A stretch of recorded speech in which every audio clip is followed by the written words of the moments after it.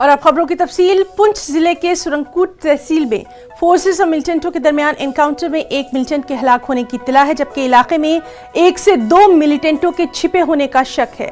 मुश्तरका तौर पर जारी इस ऑपरेशन में फोर्सेस ने अभी तक 1 मिलिटेंट को मार गिराया है। सुरंगकूट में मिलिटेंटों के छिपे होने की इत्तला पर मुहासरा और तलाशी ऑपरेशन शुरू किया गया था।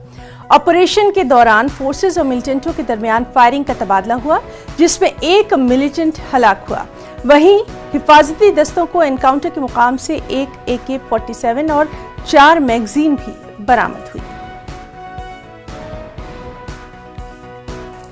चलिए सीधे रुख करेंगे हमारे नुमाइंदे मुनीश शर्मा का। मुनीश, आपसे जानना चाहेंगे अभी तक इस एनकाउंटर के ताल्लुक से क्या कुछ अपडेट?